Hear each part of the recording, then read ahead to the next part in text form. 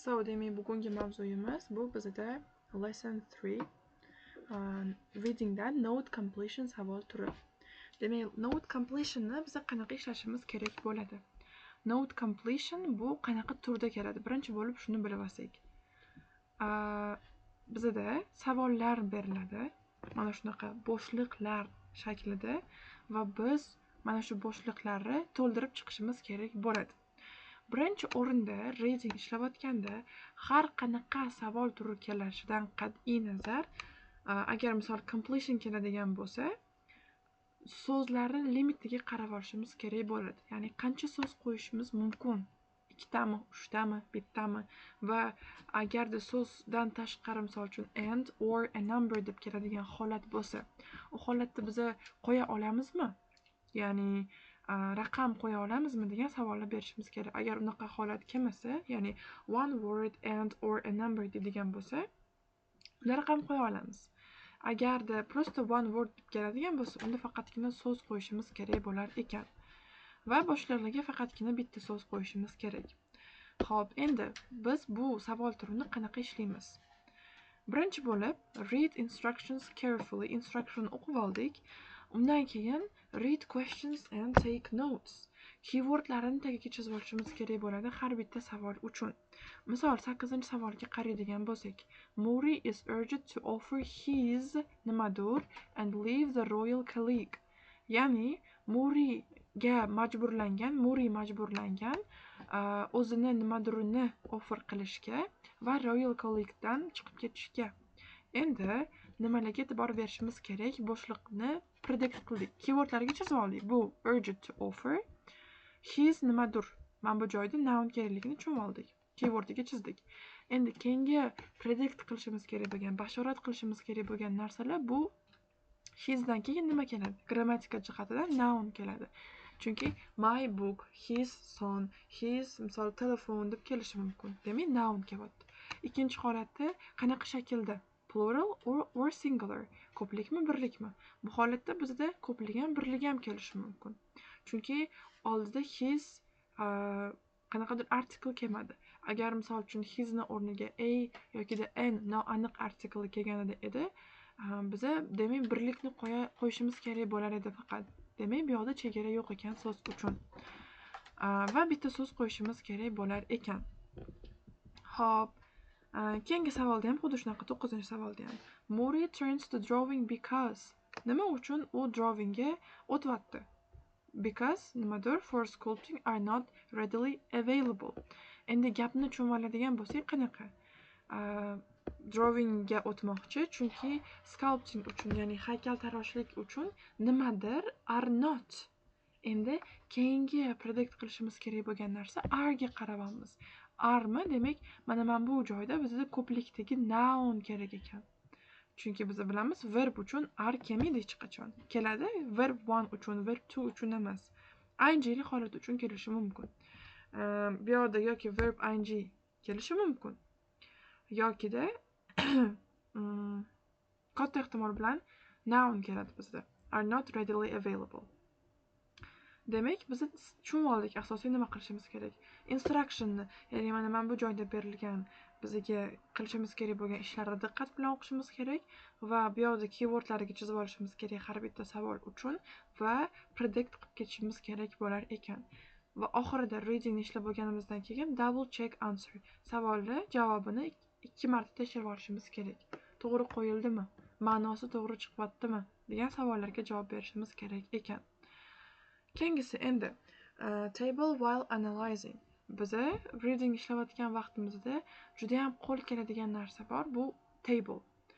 Ya'ni table qilish orqali readingda paraphrase qilib kelinadigan savollarni, paraphrase qilib kelinadigan so'zlarni yaxshiroq miyamiz adapt qilib oladi va yaxshiroq tushunib olishimiz mumkin bo'ladi. Ya'ni u qanaqa holatda? Misol uchun, birinchi ustunimizda question turyapti. Ya'ni here we can write questions. Misol, birinchi savolimizda bizda mana bu holatda nima so'raldi? Birinchi savolimizda chizib oldik biz urged to offer his nimadur. Demak, mana bu joyga urged to offer deb yozishimiz kerak ekan pastiga. Here urged to offer.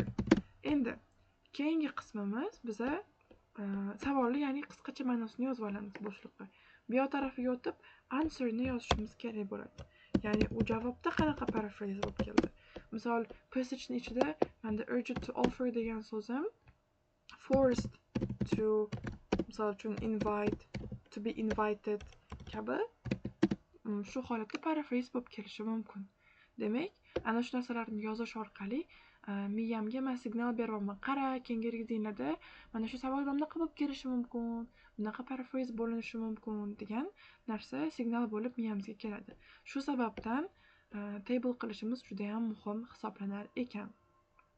Ya'ni qisqacha qiladigan bo'lsak, savol qismida, ya'ni mana bu birinchi ustunda savolni asosiy ma'nosini yozib olamiz va ya'ni keywordlarimizni, va ikkinchi ustunda o'sha keywordlar qanaqa paraphrase bo'lib keldi readingning ichida, ana o'shalarni yozishimiz kerak ekan. Bu aynan completion savol turi uchun. Va keyinchalik boshqa savol turlarini o'tganimizda ularni tableda qanaqa qilishimiz kerakligini ko'rib chiqar ekanmiz. Xo'p, endi listeningdagi short answerga, note completionga o'tadigan bo'lsak, u qanaqa holatda keladi? Mana bu yerda biz tushunib oldik. Bu reading ekan.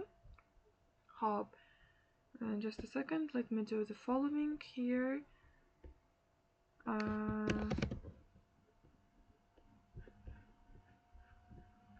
Misol uchun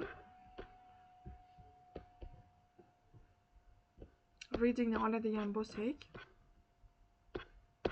if I'm not mistaken, no, here. Readingni mana shu savol turini oladigan bo'lsak, let me paraphrase it. Yes. Create a cover for an egg. Xuddi note completionda, readingdagi note completionda nima ishlarni qilgan bo'lsak, xuddi shu ishni qilamiz. Ya'ni birinchi bo'lib savollarga keywordlarni chizib chiqamiz. Misol uchun bu holatda create cover, to'g'rimi? Coverni oldik. Endi an egg degan holatga o'tdi. An turibdimi? Demak, menda birlik degan narsa kelishi kerak. Keywordga chizib oldim va predict qilishni boshlamayman. An turibdimi? Demak, noun kelyapti birlikda. Keyingisi the tallest turibdimi? Demak, eng baland nimadir kelishi kerak. Bu ham noun kelishi kerak. Make a turibdimi? Birlikdagi noun kelishi kerak va yana davom etadi bizda. Undan keyin predict qilib bo'lgandan keyin listening eshitayotgan vaqtda yoniga so'zlari qanaqa paraphrase qilganini yozib ketishimiz kerak. Misol uchun, create degan so'z kelyapti bizga, to'g'rimi?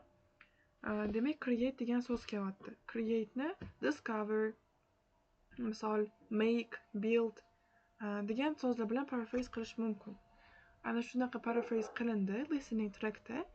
Endi savol so'rashingiz mumkin, nimaga vaqtimizni ketkazib biz yozishimiz kerak? Prosta full attentionni javobga bersak bo'lmaydimi? Javob eshitishga deyishimiz mumkin. No degan narsa bor. Biz har doim ham javob eshitolmay qolishimiz mumkin. Va shu joyda miyada short term memory degan narsa bor. Ya'ni sizlar mana bu joyida qanaqa paraphrase qilinganini yozib ketsanglar, miyaga signal bo'ladi. Demak, bunaqa qilib etilgan va listeningni to'liqroq versiyasi short term memoryga save bo'ladi, ya'ni saqlanib bo'ladi. Ana o'sha orqali biza keyinchalik, misol tugatib bo'lgandan keyin birinchi partni javoblarimizni qarab olish uchun vaqt berilganda, o'sha vaqtda biza short term memoryimizni bundoq kovlab turib, "Mana bunaqa deb aytuvdi" deb javobni taxminan qilib qo'ysak ham, hatto to'g'ri chiqish ehtimolligi juda ham katta bo'lar ekan. Demak, listeningda short answerni aynan shunaqa holatda ishlar ekanmiz.